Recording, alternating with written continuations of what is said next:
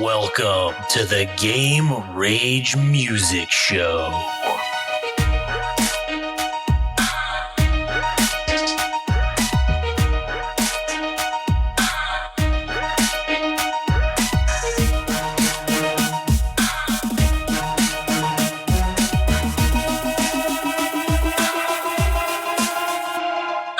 Oh, yeah. Man, I'm feeling it today. I am feeling it today. Here we are. All gas, no trash. This is episode number 28. And it's also an album review. And who are we going to be reviewing today there, good buddy Adam? Royel Otis. This is the band that is under the management group. I forget if, Otis is a record label too. I don't remember if they do everything with them. I imagine they do. But anyway, in any case, Royel Otis is a band that is managed by Andrew Klippel, who is also the manager of fucking Genesis Owusu. So that's 2 for 2 right there. And they're doing, that guy is doing pretty well for himself, I will say. The only thing I was thinking, he would have hit the Australian trifecta if he got Jocotine under his management. Man. He would be set for life after that. Dunzo, man. You wouldn't have to do anything else.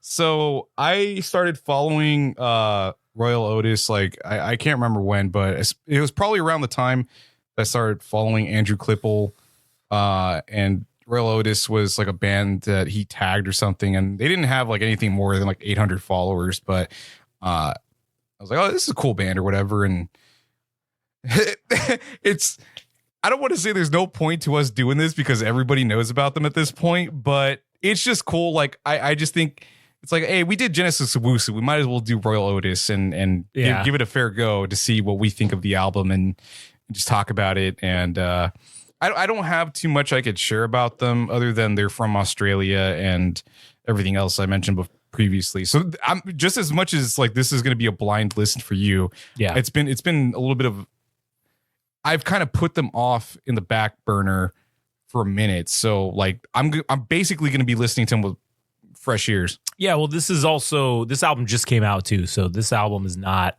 it's an old one. Yeah, this is 2 days ago this album came out. So, but you have heard them before, as you said. I've never heard these guys before, so I have no idea what I'm getting into other than I see it says indie pop as the thing that they're the genre that they're associated with apparently. Yeah.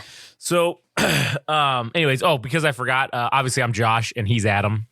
I'm too fired up today. Just too fired up. Yeah, I'm jacked to the tits. Jacked to the tits. So we just did our third interview, and man, it was so good. It was a banger. Oh man, I had such a fucking fun time. Every time we do this, I feel like it just gets more fun and more fun each time we do it. Oh man, and I can't only wait like with more guests that we have, the better we get, because I mean shit. We can't be perfect all the time, but like as long as it's always fun. Yeah. And you know, I'm self-aware for like the next time. Yeah. That we are improving, but also having great guests and also that also helps. Great stories to be told. Yeah, absolutely. And that was it's a good point you make, Adam. And that is, for those of you who don't know, that's the Without Censor podcast. You can go listen to it wherever podcasts are sold. Not the one we just did. That won't be out until March, but we'll have by the time you're hearing this, we'll have 2 episodes up. And you can go and hear those 2 interviews with the legendary Ilana Mack of Cosmica Music Management, and then also Edward Erdelak, author, writer. Star Wars stuff has been stolen from him. Yeah, the man that has been done dirty by the entertainment industry. I love saying that. It's like the best number 1 fact about him. I keep saying it, even though it's probably the worst. Because how many more stories do we hear about other people being successful, like the 1%, right? Yeah. What about the people that didn't? Yeah. I wouldn't even say he's not successful. Like everything he's done, like it's that's more than most people would do. So true. True story. Yeah. So anyways, you guys can go listen to that. Also, you can follow us at Game Rage Magazine at All Gas No Trash Official, no spaces or anything if you want to follow Adam. Right? Yeah, so for both of us. Yeah, it's for both. It's everybody. It's everybody. Just follow both. If you're gonna follow one, follow the other. Though, all right? Don't be an asshole. Yeah. If you're gonna follow. So, anyways, all right. Without further ado, I guess let's get into this fucking album. Let's jump into some album reviews because we got nothing else, right? Yeah. Shit. We have no information. Oh shit, the lyrics. Oh, the lyrics. Shit. Oh yeah. Do you have the lyrics? Well, I just want to pull them up just so we can pick this apart. Yeah, I agree. I like the way you said that. So we can pick this apart. So we can tear it to pieces and break it down into its most basic form. Yeah. And then destroy it utterly, potentially. Dude, we're doing what most people won't do, which is, shit.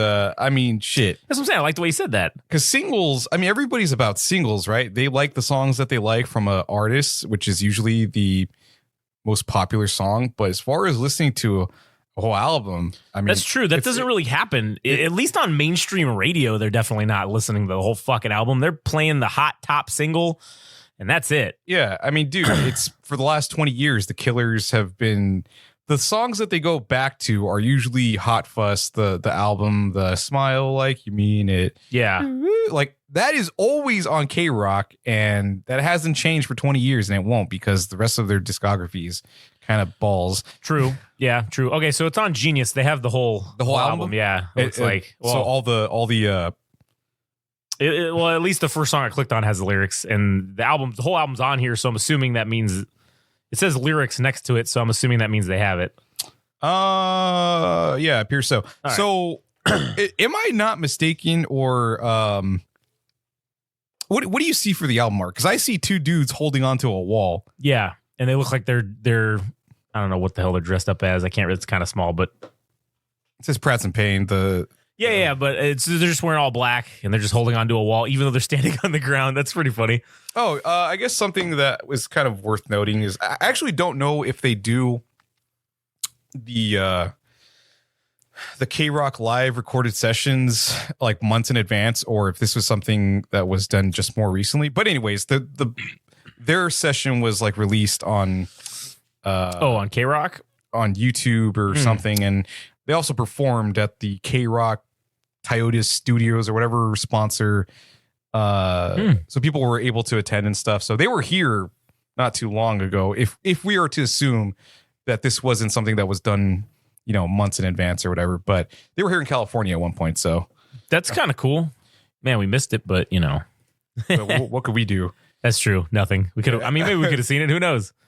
So yeah, the album art. So just to quickly discuss is the two members, I imagine, who are clinging to a brick wall, or I don't know what the business is, what's going on, but they got some baggy trousers and oversized clothes, and that's a real interesting cover. That is, and man, it's cool because their names are literally Royal. That's like their names, Royal and Otis. Like the guy's name is Otis Pavlovic, and the other guy's name is Royal Medel. So that's like their actual names. I didn't know that. Yeah. Oh shit, that's kind of fun. Yeah, and then apparently this album is their debut album. Yeah, it is. And they named it. They named it after their favorite fucking pub that they go to, Pratts and Payne, but it's spelled differently. So they said it just doesn't exist anymore. Apparently. Oh, so it's like a little. I think they spelled Pain P-A-I-N because it's like, oh man, it's painful that this isn't here anymore. It doesn't say that, but I think that's what they were kind of going for. Yeah, but a little bit of a tribute to them. Yeah, to the place where he the Otis, the main singer guitarist, I guess, he says if he was stuck in the studio and needed lyrics, we'd sit in that pub and have a beer. So imagine being 16 and going to get sauced, getting. Oh yeah, because they can get drunk at 16 over there. Yeah, huh? I think so. Yeah, man, dude, if I had alcohol, well, if I could legally obtain alcohol at 16, man, this might have been a whole nother ball game. Yeah, one beer that I learned about through an Aussie chum is this beer. I don't know if this is like the equivalent of Cobra or Colt 45 here, like malt liquor type of stuff, but they have this thing called Victoria Bitter Long Neck, and Victoria, what a hell of a fucking name. Victoria Bitter Long Neck. Yeah, and it was in that music video, the Cosmic Psychos, the shit that we checked out on the last episode. So that seems like the man, they sell it in tall, tall cans, tall bottles. Tall bottles, yeah, dude. They're 750 milliliter bottles. That's basically a liquor bottle. Like yeah, a normal, like that'll get you fucked up in one go. Oh man, that will. Jesus Christ. That's pretty cool. And it's only $20 for a 3-pack of those big ass bottles. Oh shit. Or 20 Australian dollars, I guess. I don't know what that is. I'd be curious to know what kind of beer Royal Otis drinks like at 16 years old. They're not drink because I don't think Foster's is what That's just kind of like what the equivalent of Coors or Budweiser is here, right? Yeah, well, kind of. Everybody that I have talked to from Australia, and it's been like 3 people, they've told me, because I always because I'm an asshole, so I always go, hey, you guys want a Foster's? Like, just to be an asshole. And they're like, no, that beer sucks ass. It's the worst. And oh, okay. All right. Sorry, man. So I would imagine, it's their low-end beer that's, they're famous for that they don't even drink, I guess. It's that subreddit called like the starter pack. Yeah, it's like it's the starter pack for people's perception of Australia. Like for US, we think Foster's beer, kangaroos, and other dumb, trivial, like superficial shit. And it's like, we don't really know what goes on in Australia. I mean, we've heard about drop bears, and that scares the shit out of me. And all the dangerous other insects and animals that could fuck you up. And what a nightmare. Yeah, exactly. We should definitely try to get some of this Victoria Bitters beer if we can, and just try it. Hey, you know what? We can do it on the drinking podcast. We can fucking just try it. Yeah. All right. Anyway, so that was your interesting facts of the day about Royel Otis and this album. So as always with our album reviews, we're gonna just pause the recording as we listen to the song. And then you can pause the recording, and then you can play the song and listen with us, essentially. So I will just be saying the name of the song, and then I'll be saying, okay, here we go, and playing now, and then I'm going to pause it, you pause it, and then, so on and so forth. All right. So anyways, once again, this is the debut album by Royel Otis, and that's Royel, not with an A. All right. Royel Otis, and the album is titled Pratts and Pain. First song on here, Adored. So cue it up. We're going to play it in 3, 2, 1, go. All right. That was Adored by Royel Otis. Well, that was the track number 1. Adam, what were your thoughts on the matter? I'm interested in what the song actually pertains to. I don't know why, but my mind goes to like OnlyFans. Or that's some weird, I was thinking some weird porn, something like, especially when he's like, I'm gonna treat myself. Hey man, somebody turn off turn that light off. I'm gonna treat myself. I'm about to jerk off right now. I thought it was like saying he was gonna beat off and he liked the music. So I'm gonna go to the rhythm, but I know that's probably fucking wrong. There might be something more to the effect of maybe like a relationship, and maybe. What does blue represent in the color theory or whatever? Color theory, it could be information, but it could also denote sadness or like. Yeah, because usually you hear about vision turning red, and that's vision turning anger, red, right? Right, but his vision's turning blue with the terrible things that I want. Yeah. So like promiscuity, like the, sexual things. Yeah, possibly. Right. I don't know. This is I'm hoping maybe like the rest of the album will tell us more. If this is a conceptual album, it'll tell a story throughout, or if it's just individual songs. Yeah, I don't know. I guess well, time will tell. Yeah. I have to say, I am a fan though of the overarching storylines within music or within an album. I mean, yeah, it's cool to see individual tracks, but I don't know. I feel like shit's better if there's kind of a purpose to each song and like a story that's being told, even if it's one that maybe people won't understand right away. But I mean, kind of like with Genesis Owusu, right? That was a cool ass. And these guys are managed by the same guy, Same guy, Andrew. So not that maybe that guy's like, oh guys, we got to all tell stories in our albums. I mean, I don't think he's doing that, but it would just be maybe this guy picks up on that same kind of stuff. But I don't know. We'll see. Yeah. As for the song itself, I thought it was a good first song to get you a little pumped up. It starts off quick, and the part that I really enjoyed was I think it's like the keys or the synthesizer. It's like it's playing in the chorus part. It's like do do do do do. I see a lot of commercial appeal with this fucking song. Oh yeah.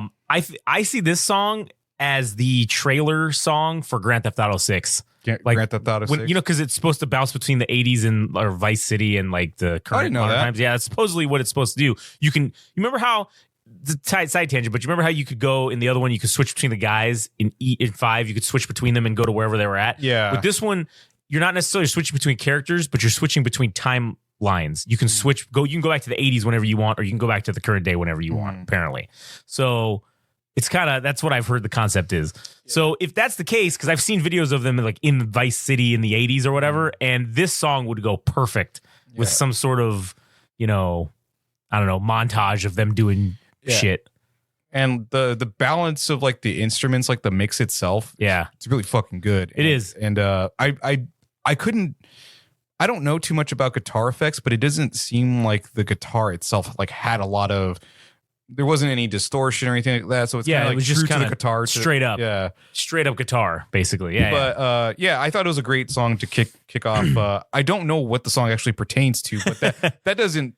I'm not going to dock it for anything like that. True. Yeah, I just enjoyed the song. Yeah. Well, I don't know if the next song title is going to contribute to an overarching storyline, but this next song is called Fried Rice. Fried Rice. So this will be Fried Rice by Royel Otis. And here we go. All right, that was Fried Rice, Royel Otis. And I definitely think that first song was about porn or something, because this song is for sure seems to be about porn or some sort of sexual deviancy or something to that effect. In my opinion, at least. Because I also have to give them props for using the word cuck in the song. I don't know why. I just love that word so much. It's fucking so great. And they basically, to me, this song, or that section of the song, like the cuck in the corner to keep the place clean, like he's cleaning up all the jizz. That's the cuck is cleaning everything up after they're done fucking, basically. Which, man, that's sad. But it's so funny at the same time. Go ahead, your thoughts. Yeah, this is I thought maybe it was about alcoholism, because I drink too much. More TV shows, like he's being a degen. Yeah, or whichever one is singing, or both of them. I imagine both of them wrote the lyrics, but yeah, like there's something about maybe being like a downtrodden loser or something, and it's like you get in this position where you're like a Wojak Coomer. So you like drink and you fucking jerk off, and it's like, oh man, French fried rice, fuck yeah. Fuck yeah, old leftover French fried rice, delicious. And you're just kind of in this perpetual cycle of just being a fucking degenerate, maybe. Yeah, and what's cool, like there's that line in there saying that because I'm never gonna rust, which, I mean, maybe I'm reading too much into this, but to me it's like, hey, yeah, I'm a degen and I'm going down this rabbit hole, but it ain't gonna hurt me because I'm still made out of steel. Or stainless steel or whatever, because steel don't rust, right? Yeah. So it's like, yeah, I can get away with this. So it's like, hey, come on, come down with me. Come down this rabbit hole with me. Or like your youth preserves you for so long that it doesn't matter. It doesn't really matter. Like your liver's not gonna, unless you're drinking a fucking heap, and it's gonna destroy your liver. But like either way, you're still quote unquote, because you're steel, right? You're just made out of steel, so you ain't gonna rust. So you're invincible. It's that young man invincibility complex that you don't even understand your own mortality. So you're like, oh fuck, come on, why are we not all drinking and jerking off all the time and eating old shitty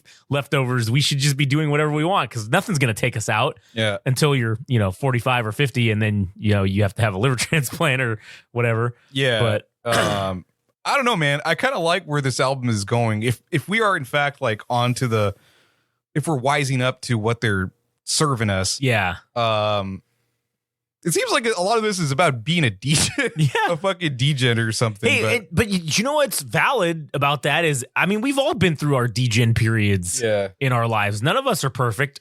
And those that say they are fucking lying. Yeah. Everyone has gone through some sort of degenerate period in their life. Yeah. Some of us are still in their degenerate period now and are essentially functional degenerates. So, which again, there's nothing wrong with that either. Yeah. But that's, I do think that's where they're taking this, it seems like. Yeah, they are very good at, because I think like the sign of a good fucking song is usually like the chorus. And in each of the songs, both of them have delivered on your like, you kind of bob your head to it. And I mean, I don't know the lyrics right now, but I'm sure if I like spent enough time with the album, like it would start coming in. Yeah, it'd start coming in. But the tempo of the song, I really like the bass line in the initial part of the within like the first 30 seconds or so, I'm like, oh, I like this. Yeah, and the way that the songs are constructed, I guess, is the right way to put it. It kind of reminds me of Beck a little bit. Like I get like that feel where it's just kind of the construction of the song where it's like they do these lyrics and they talk and they kind of not I don't want to call it mumbling because it's not, but it's just that's kind of what it sounds like, even though it's not. I know it's not, but it's that kind of a thing. And then you have some interludes going on like with the breakdowns a little bit, and then that bass guitar. Yeah, man, that's getting real funky, and I like that. Yeah, I don't really know why, but it's just kind of cool that they acknowledge this in their song. Is like the Come On Eileen song. Oh yeah, from like the 80s. Like, Come on Eileen. Yeah.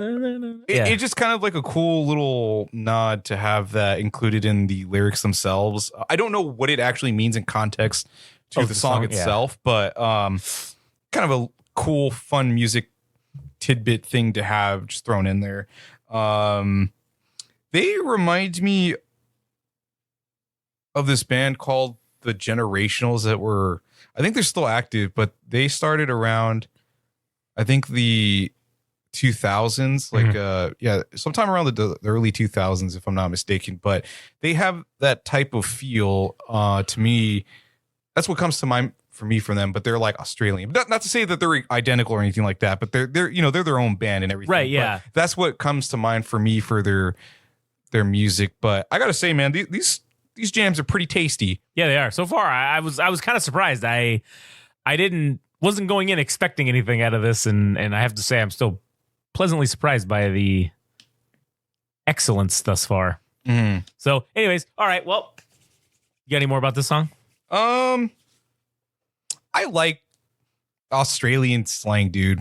Yeah. You know what they call fucking you know what they call mosquitoes in fucking Australia? What? Mosies. Mosies?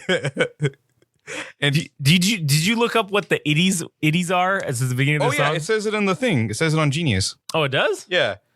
The itties, the term the itties is a slang term for when someone's Oh shit, that's what that grayed out shit means. I didn't even know that. It's a slang term for when someone's decision making is based on instinctual aspect, wouldn't think before acting. Yeah. The itties are also referred to as when you're fumbling at work and can't produce anything useful. Oh, so it's like the yips? Yeah, kind of, I guess. Yeah, that's what it says on Urban Dictionary, at least. That's where I saw the definition of it. The yips. Oh, okay. So anyways, I mean, either way, that's still pretty interesting. It's funny to think about. Yeah, and then beers are called tinnies. Tinnies. And then barbecues, Barbies. The Barbies. Everything's kind of like... IEs. Yeah, something like that. Sonny's gas station's called a servo. Service station. Yeah. Servo. Servo. Or the toilet, they call it the dunny. The dunny. I learned that on Bluey. Oh, man. My favorite one, I don't know if it's my favorite, but it is interesting. Like if you're going to go on smoke break, or like I'm going on smoko. A smoko? Yeah. I'm going to start be like, hey, Adam, we need to take a smoko right now. Yeah. I forgot what they call somebody that's like homeless. I think they call them like bogans or something like that. Bogans? Yeah. Let me double check on All that. right. Yeah. What a great name. Fucking to call.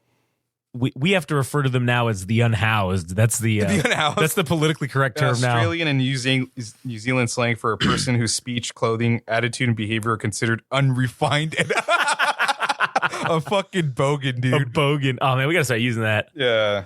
Man, I hope we need to get our listenership in Australia up so we can go to do an Australian tour or whatever. Oh god, dude. I feel like we would do better in Australia as far as like people goes, because they're very curt and direct about what they say. Like, hey, oh, kind like yeah, and we were very much the same. Yeah, like I feel like I have to hold the way we talk to each other. I don't think could be said that outside of here. Yeah, we can't. But in Australia, they'd be, oh yeah, they'd love it. Yeah, oh, I can't. Oh, you're being a right cunt. I just like the way they talk. Yeah, it's great. Anyways, enough jerking off Australia for now. Yeah. All right, so now this will be track number 3. This one's called Foam, and this is one of the 2 songs on here that has the explicit logo on it. Okay, So this is not the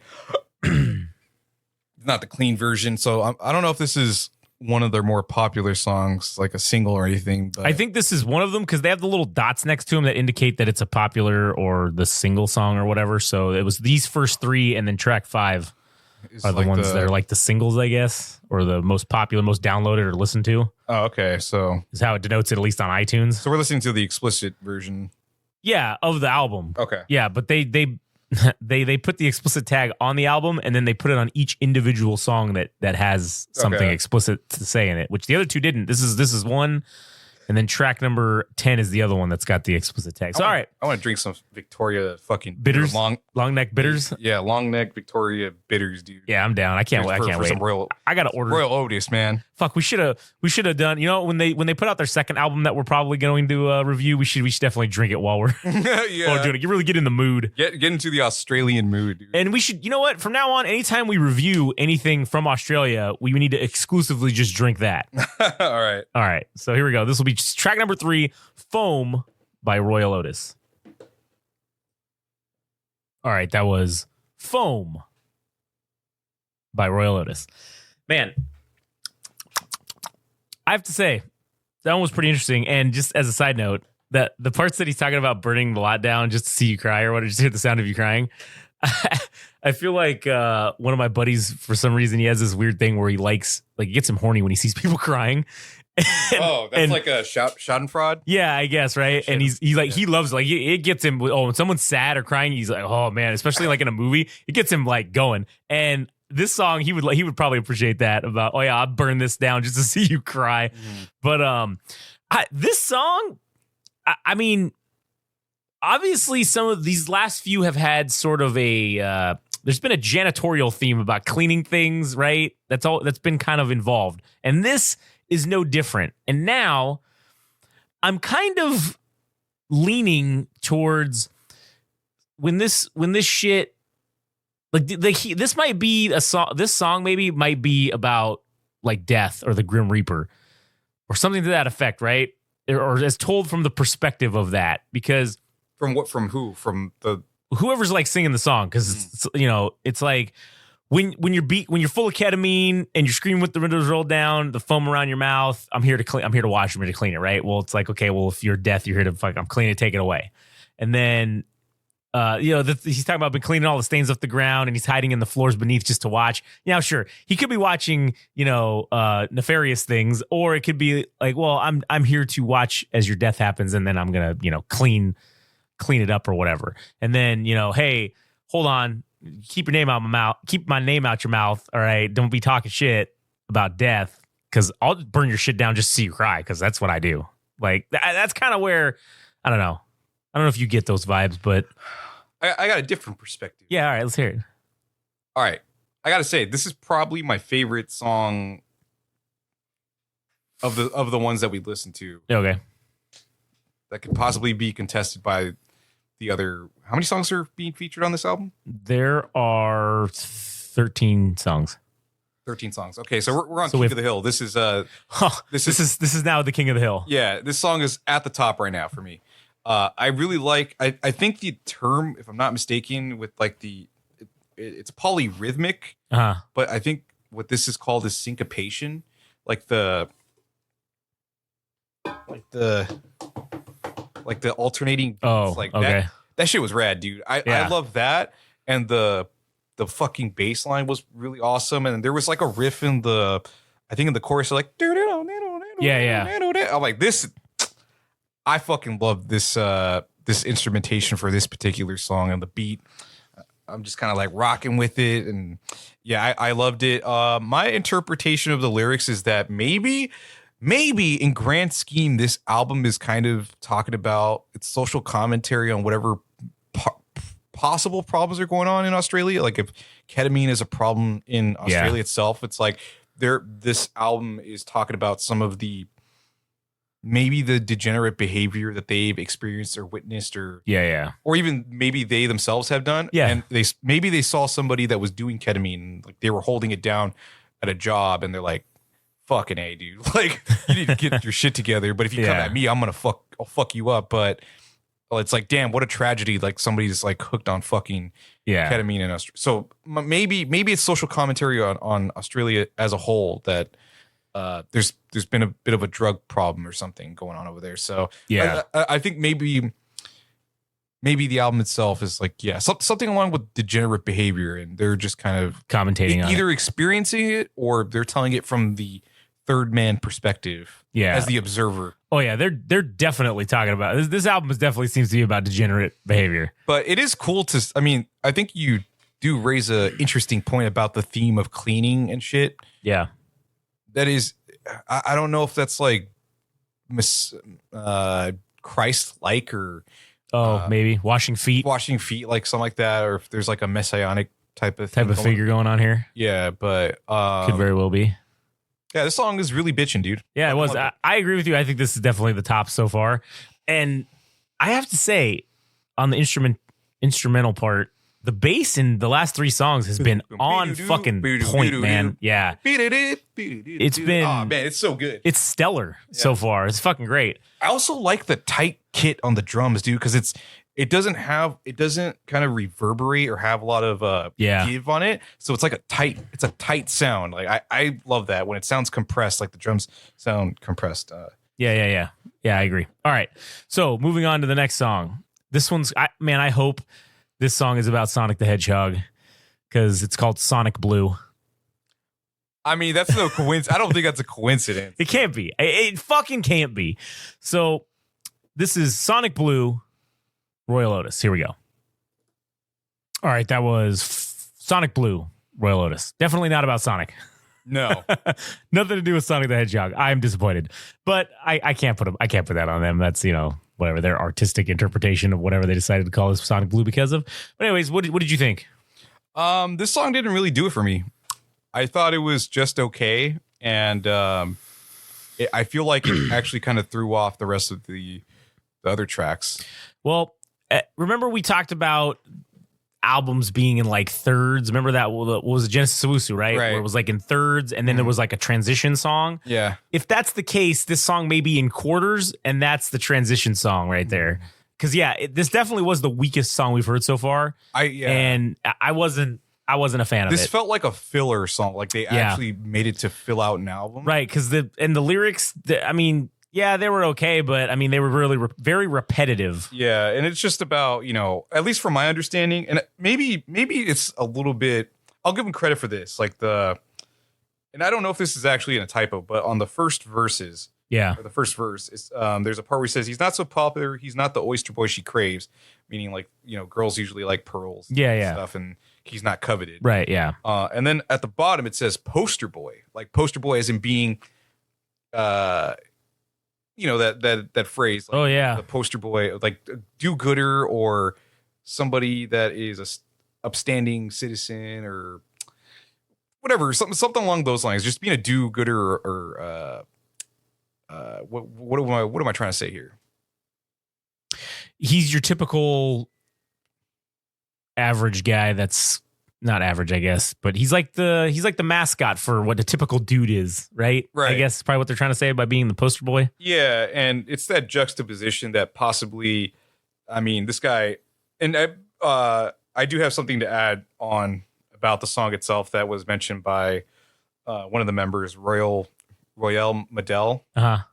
I'll add on, but yeah, I think the song seems to be about the person that he's coveting or wants is in a better position in life, or maybe they have their shit together, and maybe they know what they want in life. This guy's drinking antifreeze, or would drink antifreeze, because he has some kind of addiction to like drugs or substances in general. But yeah, it's kind of interesting the way they did that with the two, like verse 1 to verse 2. They're juxtapositions of each other, because the first line of 1 is she don't like chemicals, the second line of 2 is I'll drink down antifreeze. Yeah. And then the second line is she don't like anyone so lame, and then the second line of that is I'll drink down anything with no shame. Yeah. And then him talking about potentially himself, he's not so popular, he's not the oyster boy she craves. And then in verse 2, talking about the other guy that maybe she's with or going after, he's far more popular, he's more of what the poster boy that she craves. And also, I don't know if maybe his behaviors are something to draw people into. It's like, oh, you smoke cigarettes? Cool. Yeah. I find that, like, somebody would find that attractive. Like, Sure, yeah. Some girls like bad boys and shit. But he's like not in a good situation that this woman he's after sees him in a good light or anything like that. Right, or right. even acknowledges him. Yeah, true. So this was from I guess Apple Music had them on or something, and this is like an excerpt. Yeah. They did it like an interview, I guess, or something. Yeah, so it says, I was seeing a girl for a little bit, and she didn't drink, didn't do drugs. She had her head together and was really career driven while I was just a bit of a mess and being like, I've got to get my shit together, but it was making me depressed that I didn't have my shit together. It's a spiral. So this album does feel like that. A little bit. It's upbeat and everything, but mostly downward spiraling. Yeah. Essentially. So he was probably like, maybe beating off to her pictures of the first song, or this woman that he is talking about, or maybe it's an OnlyFans, or who the fuck maybe knows? Yeah, it could be. Yeah. So this song just okay. If not, maybe I didn't like it altogether. Somewhere between that. Yeah, definitely. All right, so the next song we got is "Heading for the Door," track number 5 by Royel Otis. Here we go. All right, that was "Heading for the Door," Royel Otis. But I have to say that track number 4 kind of derailed it a little bit. This song put us back onto the rails, which was what was great about the first 3 songs, I feel like. So I feel like we're back on the track now. This song was a lot better. I enjoyed it a lot more. What were your thoughts? Just another okay song for me. I didn't dislike it more than the previous one. Although I did like the lyrical content for this one, I think more than the previous. I wonder if this is about a friendship or a romantic relationship, or both. Like that they had this skirmish or scuffle, and they're obviously drinking, and they're trying to prevent a possible death from this person hopping in the car and causing a problem or whatever. But yeah, I don't know if this is about a romantic or platonic relationship, but in either case, I still enjoy it. I actually thought it was maybe either both members talking about having a strained relationship with the father, because it's the part about the bridge where it says, if you're never getting out of this mood, forget you. Actually, that was the part that threw me off, was when it said, if you're drinking all your old man's booze, he'll get you, but forget you. But the part about the first verse, stopping ahead for the doors, stop heading for the door for the car you gave me. I thought, like, usually parents give you a car and such. And I kind of thought this was talking to his mom, or his mom is the person that he's like talking to, because I don't necessarily pick up on any romantic vibes here in terms of the person that he's talking to. I mean, this is definitely some sort of domestic violence fucking situation, because obviously whoever's the other person is looking for a knife, and it's like he's been there before, so he knows. Oh yeah, I know you're looking for the knife. I already hid it. I put it away. You're not gonna find it. It's not in there. I did like the sound of the guitar. It kind of reminded me of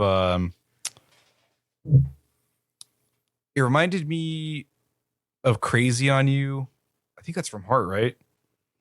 Yeah, I think that is. Yeah. Crazy on You. Let me just double check, because I don't want to make an ass of myself, which I usually tend to do anyway. So. Crazy on You. I can't sing for shit, but see, if Katie were here, she would know, because she loves Heart. She's a Heart fan. She's a Heart fanatic. She went and saw them live at one of the Indian casinos actually around here. Oh yeah. Crazy on You. The sound of the guitar, I don't know what the effect is called, but the guitar itself, like the riff, sounded really sweet on the ears. Yeah. It was like soft tones. I'm like, this reminds me of Heart. Not that they're directly related to one another, but just it seems as though they use similar guitar effects. Yeah, right. The way they arranged it. I really like the way they use keyboards, man. Like some of the sounds they make, I fucking love it. But oh yeah. Yeah, especially at the end of these songs, the way that they end them with that. It's almost like you're drifting into space with it. It's like a arid or it's airy or light. Yeah. It's expansive. Yeah, I think expansive is the best way to put it. Like you said, that's because it's like it's this. It's out there in the ether. Yeah, it sounds like the ether speaking to you. Yeah, just another like okay song for me. Didn't do it for me. All right, fair enough. Yeah. All right, so this is now going to be track number 6. This is Velvet by Royel Otis. Velvet, yeah, Royel Otis. Right. Here we go. All right, that was Velvet, Royel Otis. What'd you think about that one? Meh. Yeah, It was just kind of meh. I mean, the thing that was all right was that it kind of reminds me of like the Velvet Underground, the band. yeah, It feels like a throwback to that era of music. I really like the fuzzy bass, but the lyrics, just I don't know. It just felt kind of like I don't want to say it's lazy because I mean, obviously these guys are putting their heart out in all the music that they make, but this felt like another filler song. yeah. I think we kind of went back off the rails. We kind of a little bit got back on, and now we're kind of back off the rails again. So Yeah. I mean, 13 tracks is a lot, and I mean, realistically, this one was the shortest. This one's the shortest one on here at 2 minutes and 12 seconds. Mm-hmm. So it's 40 minutes, and you only need what, 30 to make a 30 and above. Okay, so I feel like they might could have left this one and Sonic Blue out so far. That's 5 minutes. So, I mean, It's possible like the song itself is just maybe more about the vibes. could be. Yeah, who knows what they're going for on But this. it was just mostly monotonous. And yeah, it was like it was just repetitive. like the key riff. I mean, I enjoyed it initially, and then it just I'm like ding ding ding. Well, ding, maybe ding, that's ding, also ding, why it ding, was ding. only 2 minutes long, because they're like, well, you can only stand so much of this repetitive shit over and over again, perhaps. So Did you like pick apart the lyrics? At yeah, all? kind of. And like obviously he's talking about his, a girlfriend or his wife or something like that. Mm. And there's a lot of, I don't know. I feel like there's a lot of weird things going on here in this song.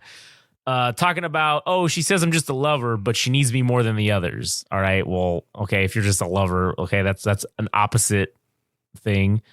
And then, okay, she's just a tease, but she believes, so she keeps believing. She bleeds him. Okay, so obviously she's spending all of his money or whatever. Somehow, it seems like. I don't really get eats me like a cheese. I don't know what Like like that's my baby eats me like a cheese. I don't fucking. I mean, if you're talking about like a string cheese, you sometimes you peel it. So maybe that's how she's just slowly peeling away layers of him, perhaps poking holes in him like a cheese. I guess. I mean maybe. And then she says she needs a lawyer and said I can't afford her. So it's completely opposite Of what just happened. Yeah. And then she says, you're a disease, but, oh, my baby believes. And then she keeps saying, I'm suffering. And then we just repeat, I'm suffering for fucking the rest of the song. So it's just a strange relationship, probably at its end. And maybe it's like a tongue-in-cheek type of song. It's like, oh, I love my girl. Oh, and then things are falling apart. And yeah. She always fucking takes my money. And like, yeah. with a cheery attitude, but, it's really more depressing. Yeah, true. I don't know. All right, well, let's hear the next. You didn't really do it for me. Yeah, I agree. This one didn't really do it for me either. All right, let's hear the next. Maybe the next one will bring us back in the fold here. This is called IHYSM. I don't know what the fuck that. I'm assuming that's got to be some kind of a. What is it? Acronym for something, because it's all caps, but I guess we'll find out. So IHYSM, Royel Otis. All right, that was IHYSM, which, as we learned in the beginning of the song, is I hate you so much, is what that stands for. Royel Otis. All right, Adam, your thoughts on that one? I think it's starting to fall apart for me. This album is starting to fall apart for me. They're showing. This isn't a knock on. How do I word this? I'm trying to be diplomatic about this. I think their youth is starting to show. Like, they're writing songs Fuck.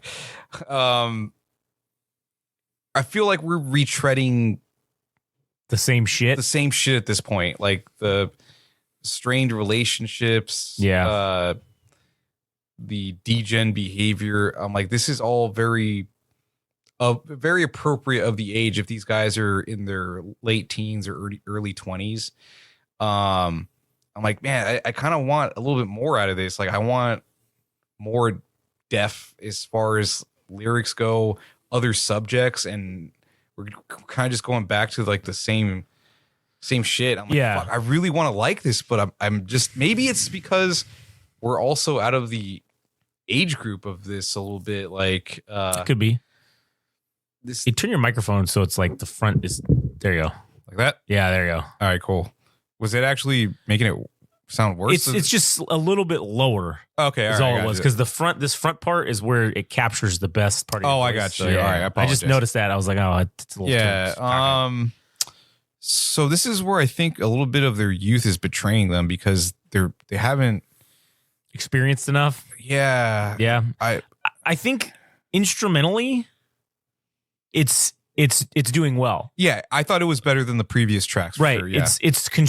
Generally it's constructed well enough that that's what's keeping me from just saying, "Oh, fuck this. Why do we let's just delete not delete this, but let's just fucking blow through the rest of this and not even fucking analyze anything." Lyrically, that's where shit is starting to fall, is like you said, it's falling apart because this is retreading the same shit and it's kind of just not even fucking making sense now at this point. Yeah. I'm borderline like we're gonna listen to the whole album. Oh, yeah, but for sure. I'm starting to like tune out a little bit. A little bit. And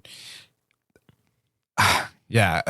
I would say though, for people on the younger side, this is definitely would appeal to them because this is enough for them. This is viable for Right. And youths. all right, here's the other thing too about the youths and the repetitiveness, because what's one of the things that the youths like to do? They like to watch people play games, right? They like to watch people play the same fucking game over and over, like Fortnite or whatever, right? And so I think this is indicative of that type of culture amongst the youth that these guys are a part of, right? And that's where they're starting to, okay, this, maybe we're getting too old. I don't know. Maybe this is like a little too young repetitive for me. I'm not really able to go with it. I mean, like you said, we're going to listen to the whole rest of it, but right now it's starting to fall apart. The first 3 songs, those were great. And now we're just retreading those same subjects essentially over and over again almost. Yeah. And it just, I mean, they write good hooks and they have catchy instrumentals and everything, but like the bit of the lyrical content starting to it's starting to lack. And I don't know if we can necessarily make a complete judgment on them in terms of, because they're still young, right?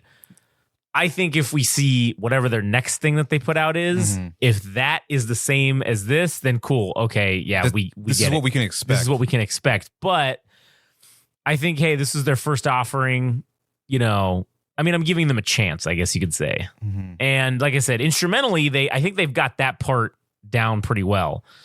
It's the lyrical aspect that's not doing so hot. Yeah, so whatever score I actually give this, I think it'll only be tentatively because if we get to the other, let's say 2 years down the road, they make another album, or maybe next year they have one in the pipeline or something. Sure. We might have to like revisit this and think if the subject matter within each of the songs is different and we get a little bit more out of them, right, then maybe I'll be more lenient on this, but right. And that was what, track number 7. So we're a little more than halfway through because there's 13 songs. So maybe it can turn around in the next 6 songs. Yeah. Maybe not. Who knows? I guess we'll see. Okay. So, all right. So anything else on that one? No, not so much. All right. So this is Molly is track number 8. Molly. Maybe it's about drugs. All right. I mean, At this point, probably. Yeah. But anyways, all right, here we go. This is Molly, Royel Otis. All right, that was Molly by Royel Otis. kind of it's the same thing. It's drug abuse. This one is apparently about fucking ecstasy and huffing paint is what it is, which I Googled that because I'm like, is that a fucking thing? Yeah, I used to do it in paper. People used to do it in paper bags, but here they do it in a cup. Yeah. Well, it's weird, but no, I knew huffing paint was a thing, but I didn't know mixing ecstasy with it was a fucking thing that you would do. Yeah. So I Googled it, right? And the first thing that comes up is the National Drug Abuse Hotline, and it says, hey, don't worry, there's help for you. And I'm like, I'm not looking up to where I can get ecstasy and fucking paint thinner, but yeah. So, and it's funny because the one thing that brought up about that was the effects of huffing paint and doing ecstasy basically just give you a heart attack. So there was like some medical study that they did or whatever. And he's talking about, in the song, obviously about, oh, for now, we'll stay awake. We'll stay awake for now. But, obviously you keep doing this, you're probably going to die. So this song was, I get why they slowed it down because this is about obviously Being drugged out. right. And being on fucking paint thinner and ecstasy. Yeah. But again, because of the lyrical content of it just basically being about the same subject that they've talked about the whole album thus far about being a DJ. Not the whole album, but a portion of the album. A portion of the album has just been seemingly about addiction, which I get. Okay, cool. That's something that people go through, but I don't know. I didn't really like that one. I actually thought it surpassed the last one, the previous three songs. Mm-hmm. Because yes, it's a retreaded subject by this point, but I think the execution of it, the simulation or the personification of being drugged out through the because as far as I understand, like what I was hearing was the tambourine for sure. Yeah. And then there's like the Spaceballs drum, which is called the timpani. Yeah. The bum bum bum bum. It felt like your heart rate slowing down and like you're coming down from the drugs. Like, oh, this could be the fucking end. Like this could be it, man. Yeah. I don't know if Molly was like a double entendre for the Molly the drug, and also maybe Molly was a person themselves. But I thought this was a really bitchin' track, and I think it has commercial appeal. I could see it like in a show like Euphoria on HBO. Oh yeah, that's a good point. I think in that context it would work really fucking well. Yeah. I think this track is really fucking bitchin'. Yeah, I wasn't the biggest fan of this one, but I don't know. I also felt like I thought this was going to be. I thought I was going to hear Hailung at the beginning when we started. I was like, I thought I was going to start hearing all this weird chanting and shit. And then I said, oh, cool. They're doing like a folk metal kind of fucking thing or whatever, or folk something. That's kind of sweet. And then I don't know. Maybe I just felt like the vocals didn't match the tone, I guess, of the instrumental part. I don't know. But hey, whatever. Everybody has their own opinion. Yeah. There's one other comparison I want to make, which is, and they're not even directly related in terms of genre or anything like that, but there's a song from you might know it because it's on the Metal Gear Solid 5 trailer. Mm-hmm. I think it's called Elysia from New Order. Oh yeah, the guitar, the bing bing bing bing, doo doo doo doo. It's like this old 80s song. And it has like that same come down feeling. Like there's melancholy, there's it's drawn out. It's, I don't know, man. It's it gives me that same type of feeling. So I have to say I really enjoyed this song. I thought it was pretty fucking bitchin'. I love the instrumentals, and thumbs up for me. Thumbs up from Adam. All right. So next song we got track number 9, Daisy Chain by Royel Otis. Here we go. All right, that was Daisy Chain, Royel Otis.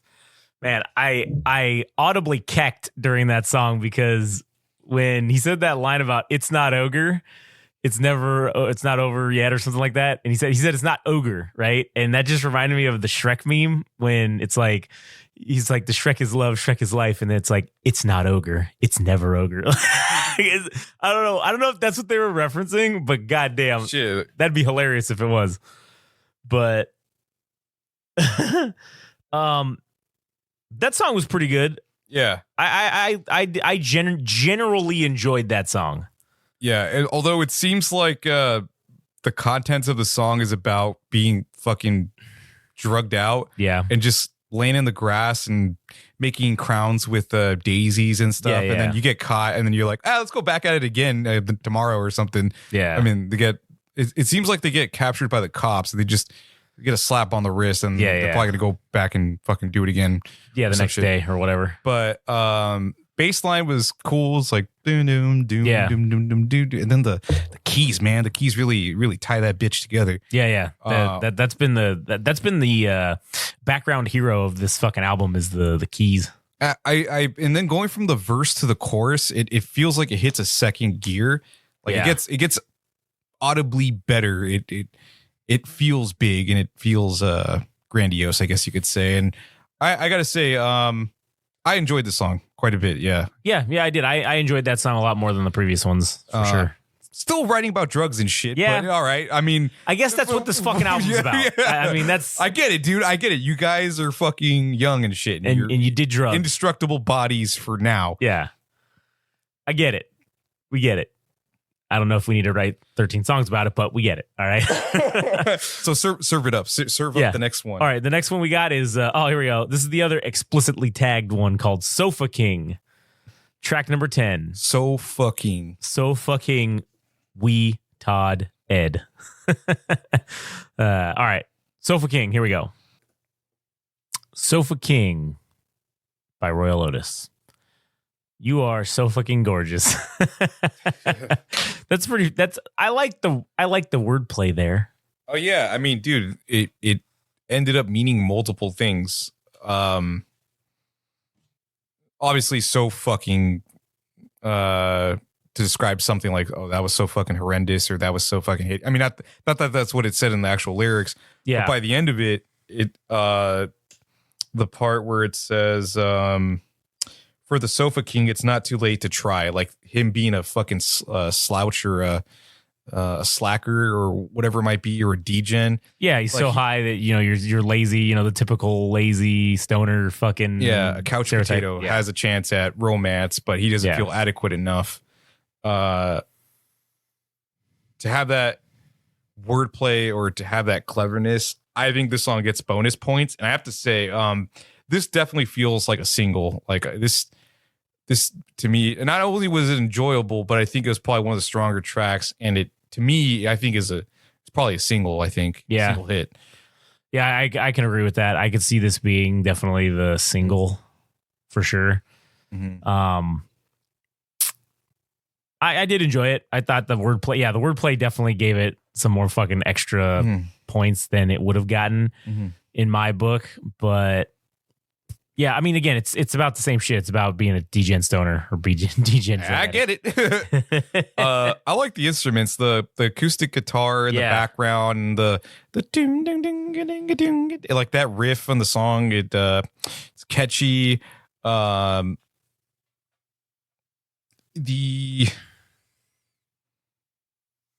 Yeah, I think this is a hit, man. I mean, shit. I'm pretty sure this is probably a single by itself, but this is either even though as much as I enjoyed it, I maybe like, what was the third track on the album? Let's see. That was called Foam. I think Foam was probably my first favorites. It's somewhere either below or parallel to on the same beat as Foam. Second best track, definitely, like worst case scenario. Yeah, worst case scenario, I can go with that. Yeah, for sure. Don't know if I'm actually kind of surprised, like for this track probably being one of the better ones, that they put it towards the back, maybe to hold people over until the end of the album. Because if you front load it, then so nobody's gonna listen to the back end. Yeah. So all right. Yeah, I get that reasoning for putting it here, I guess, at the end, towards the end. I mean, I don't know how they do track listing like who the fuck knows? But anyways, let's get to the next song. Next song, Glory to Glory. Instead of Glory to God. Yeah, Glory to Glory. All right, here we go. Really want to fade it out on that one. Yeah, I know, they faded out hardcore on that. That was Glory to Glory. Royel Otis. I think that song right there, has tremendous commercial appeal for, I think, some sort of a fashion line or like a scent, like a, what is that, like a perfume? Yeah. That chorus part, you know, talking about, oh, talking forever, but then it's like, oh, talk forever, or do this, whatever, perfume. Like that would be fucking perfect for them to get plugged into. Mm. I like that song. I thought that was pretty good. Yeah, they have not that I want to put them in a box or anything. Yeah. But you know, one of the big bands that people really enjoy that is of kind of like this vein. Yeah, I would say is like the Strokes. They Yeah. when they stick to that, I think they got themselves. That's fucked up. That is fucked up. But I can't. Because again, I don't want to box them in, but like when you work with things that are familiar, I mean, it's even if they're doing their best impressions of like the Strokes or whatever, it's still going to come out original to to themselves, right? So it's of that vein that it reminds me of that. But this track kind of reminded me of like the Strokes or whatever. But I think I'm going to give the bonus points to the second portion of the verse of the first verses when he says burnt all the centerfolds, no more porn mags. Turned on the safety search. That gets bonus points for me. I fucking love that dude.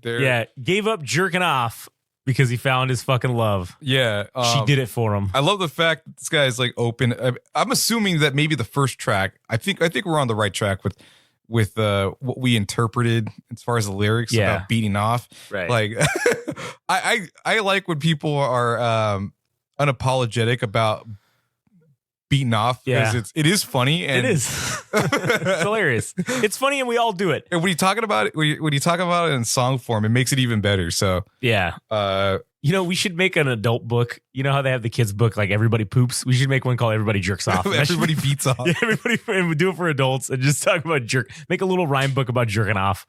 That'd be awesome. Okay, so the for whatever stupid reason, the opening lyric, I combed the beaches still, I didn't find all that much until you. Reminds me of fucking Spaceballs. Yep, I was about to say that. Comb the desert. They're sitting with the fucking actual comb. He ain't found shit. Oh, man, that's so good. And getting your mind set or being immersed in the song, I thought it was cool that they had like a surf rock type of riff in the chorus portion. I guess I could say that amongst all the songs we hear, there's, even though they're kind of in the same spectrum of sound, there is a bit of variety amongst all of them. It's not like all. It doesn't all sound the same in terms of the instrumental portion of it. Yes, we have complained that the lyrics are all fucking repetitive and it sounds like it's all about drugs. But there is variety. There is variety. Sound. It's not every song is fucking that. Which is nice. It's also nice to have a song that's finally not about drug addiction. Hooray! Yeah, hooray! But back to love again, or romance, or failed relationships. Yeah. Now let's see what the next song is. This one's Always Always. Glory to Always Always. Glory to glory, always always. Okay. Let's do it. Here we go. All right, Always Always. Royel Otis. Your thoughts, Adam? It seems like things are definitely winding down. This is a slow trotting song, and I don't know why it makes me think of the Beatles for some reason. Dude, I was just gonna say this was a very Beatles-esque kind of song. Yeah, that was exactly what I was thinking in my head with the way that this whole thing was going down. You know, like towards the end of it, it's got the ooh la la la, like it's got that, and just like the lyrical content is just kind of it's a little on the simple side. It's definitely being reminiscent about somebody or missing them, and you know, maybe you're in different parts of the world, or it's a failed relationship, and you're just like, fuck, man, just thinking about the good old days or something along those lines. Yeah, no, I agree with it 100% on that assessment. It's definitely this is winding down. This was a lot slower. This was very laissez-faire, I guess, sort of type of a tune to it. I can't tell if there's the whatever person he's talking about, because in the previous song, things seem to be like this person was reformed, right? Mm-hmm. They were reformed enough to be in a relationship, or it seems like it's implied in that because they're not talking about doing drugs anymore, right? Or yeah, like, or they're competent enough to be in a relationship, and like at least that's what I'm getting out of it. But this song now seems like maybe either the relationship ended, or I don't fucking know, or maybe they're just away, or I don't fucking know. Yeah, very well. It could be. Who the fuck knows? But maybe we'll find out at this final song, which I've been looking forward to just off of the name. What is it? What is it? Big Siggy. Oh, hell yeah. Hell yeah, brother. Oh, yeah, man. I when I saw that, I was looking through the titles. I'm like, oh, man, Big Siggy. That's going to be what a hell of a way to end it. And I hope it's great. So here we go. This is track number 13, the final song of Royel Otis's debut album, Pratts and Payne. Here is Big Siggy. All right, well, that's it. Big Siggy, Royel Otis. Adam, your thoughts? What do you think about the lyrics, dude? Because it talks about each person. The female character talked about in the stories. She kept a cigarette over her head, and then apparently she got fucking murdered or something. Well, no, so a jackknife. I think they're talking about like a semi truck when it jackknifes, and when it jackknife, yeah. So like she died in a car accident is what I'm. Oh right, okay, is what I'm getting from that. Right. And then the car obviously caught on fire. Yeah, and then she burned up with the pack of cigarettes. Yeah, and I don't know, Big Siggy. It's like, oh man, she went to the Big Siggy in the sky. Like that's kind of what that's kind of how I interpreted this song. And then the male figure. He died thinking of too much of you, because that's the contrast between the chorus is that it's from he died thinking too much of you, and then she died. Right. So maybe he died in spirit. If his girl died, and then she actually fucking died. Yeah, or maybe they're both dead, and or he couldn't stand to live without her. Yeah, because like Romeo and Juliet. Right, yeah, because he obviously the cigarette that he was smoking caught some gasoline on fire that he had on his house or whatever, and melted him to the threads of his bed. Yeah, what a shitty way to die.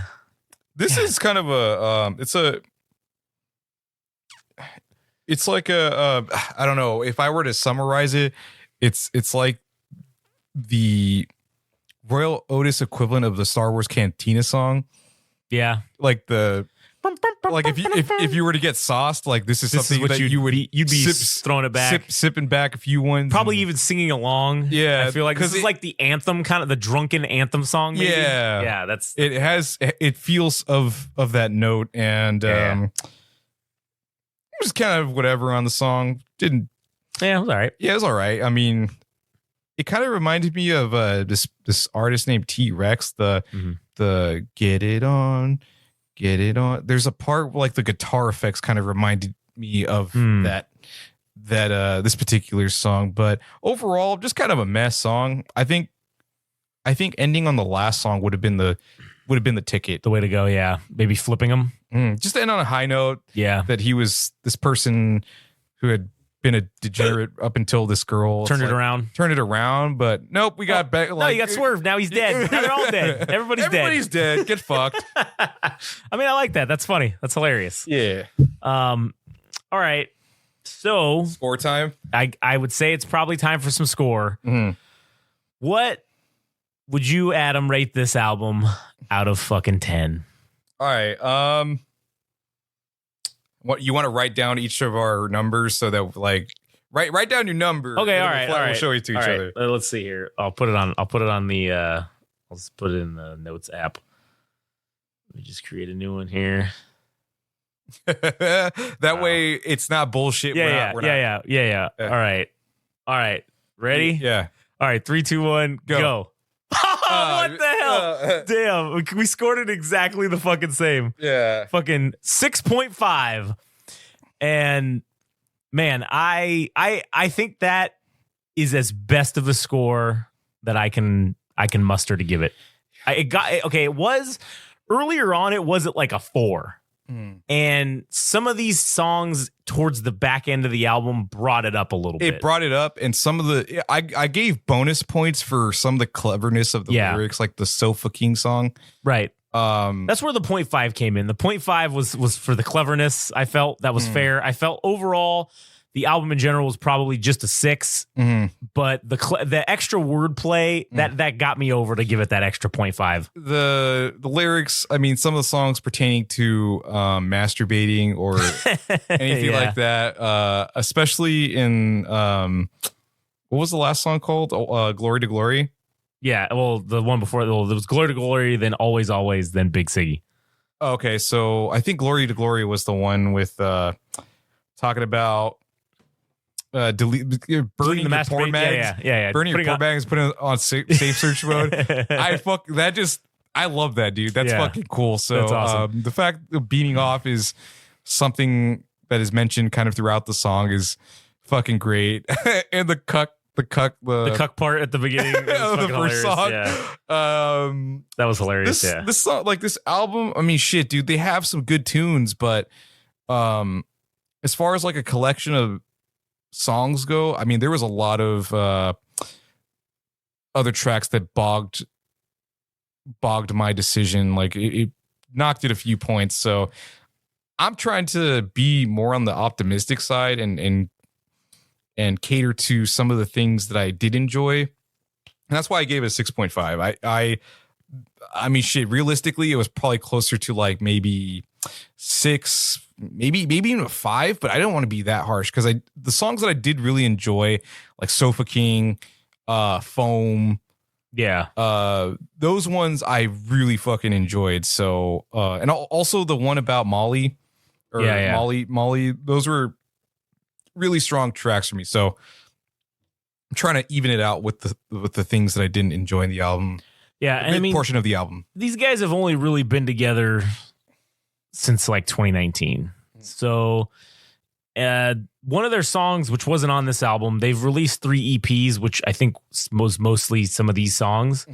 That was they had the one song on there called Going Kokomo. They got it in the EA Sports FC24 soundtrack. So like for the game, which that's pretty fucking good right there. Yeah. So they're going to definitely probably get, which is probably what prompted them to make sure they made an album so they could capitalize on that or put out an actual studio album. Because that's what this is. This is their debut studio album. Yeah. And I mean, dude, in spite of what we say, their popularity is immense. And I think their global sensation artists are pretty close to it because, I mean, they have a very receptive crowd here in California. If you're going to make it anywhere as far as it being an artist goes, I mean, sure, from your home country or home state, home area to coming to Los Angeles and already having a fan base, I mean, that doesn't hurt. So in spite of what we say, it doesn't really ultimately matter because they're up there. They're doing their jobs. So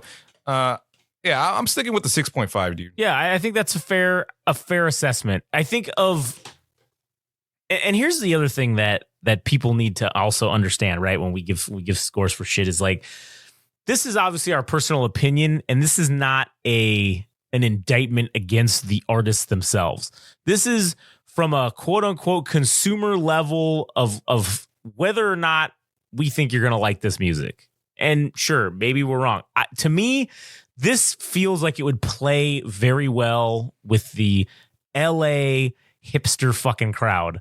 I think that they would definitely be into this, and maybe they are. Maybe that's who the fan base is. But I feel like that would definitely be, and that's not a knock against them or anything.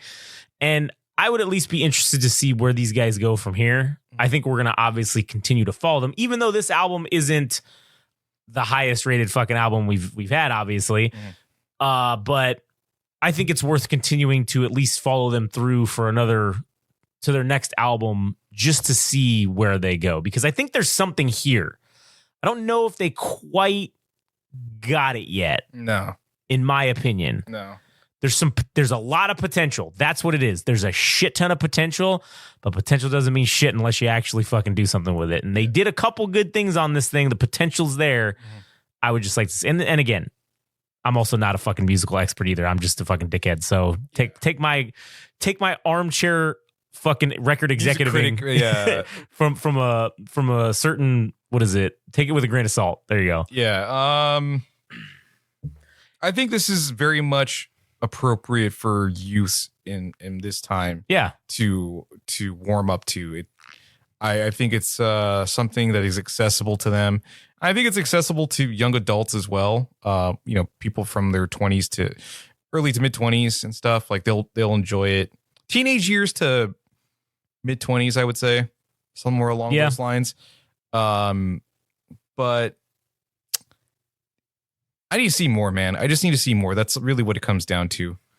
True. The lyrical depth is kind of lacking. It's on the superficial level. It's about love. It's about drugs, being a fucking DJ, being a dickhead. But I think maybe with maturity, they'll definitely talk about other interesting topics. Hopefully, but yeah. Just kind of, I don't know, man. It wasn't enough. It wasn't enough. I feel like it's the same problem that I think Jockatine's gonna have when she releases her album. I kind of feel like it's gonna be love. It's gonna be all about shit about the same shit. And that's, yes, talented, but these guys, it's just you're too young. You don't really have the life experience to talk about other shit or to at least have an array of topics to discuss or to tell a story. You know? They're entitled to say whatever they want. Yeah. It's just they don't have enough on their belt to fill out an album yet. Right. And maybe we'll get something more akin to what we're looking for with the next one or what have you. 6.5. Yeah, agreed. And also, if you disagree with us and you think this is 10 or whatever, please roast us on the internet. Hell yeah, brother. At Game Rage Magazine, at All Gas No Trash Official. Roast us both. Tag us in all your hate if you think that we are so fucking wrong. If you think that we are not giving these guys a fair shake. And we'll talk about it. We'll debate it on the internet. Yeah. Hell, we might even have some of you assholes call in and fucking, you could roast us on a live podcast. Maybe we'll come down to your neighborhood and slap the herpes off your face and give them straight back to your mom where you got it from. Yeah, you sons of bitches. We're fooling around. Yeah, we're just mucking about. Yeah. But anyways, all right. Well, fuck, man, that was interesting. That was interesting to say the least. Yeah. So, let's see. I guess this will be the end of the episode. Fucking A. If you want to follow us, you follow us on all the shit. All Gas No Trash. Yeah, give your balls a tug. We're going on Smoko. Yeah, we're going on a Smoko. Have a good rest of your fucking night.